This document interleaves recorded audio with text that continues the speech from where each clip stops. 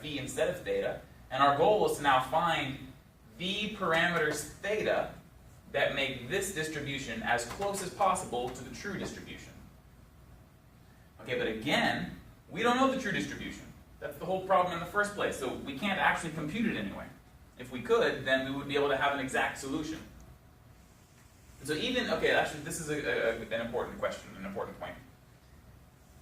If I have an algorithm that solves an integral, and that algorithm is able to get arbitrarily close to the true solution, if you prove that it is consistent and can get to the arbitrarily close to the true solution, is that considered an exact algorithm or not?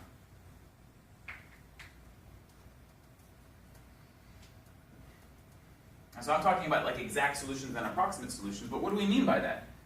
I mean, technically everything on a computer is an approximation, right? You can't actually get exact anything. So what am I talking about? Any ideas? Okay, if we have an algorithm that can get arbitrarily close to the true solution, that's considered an exact algorithm, okay? So when we have an algorithm that is not able to get arbitrarily close to the true solution, that is considered an approximation. So even something intrinsically stochastic like Monte Carlo, in certain situations, if you can show that the Monte Carlo implementation of that algorithm can get arbitrarily close after enough iterations, that is considered an exact algorithm. So we have not yet introduced any sort of an inequality or anything here, so technically everything should still be exact, right? We'll just iterate and iterate on to infinity and get arbitrarily close. So that's why we have to, again, we still have this notion in here we still have this notion of an intractable posterior, so we have to somehow get around. You're going to get, in this case, you're going to get arbitrarily close to what? The true posterior, that's the goal. We're trying to.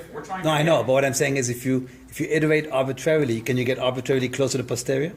In this, so far, and in what you've done so far? Okay, just checking. The reason we can't is because we can't calculate the posterior. So we have to somehow figure out what's happening here.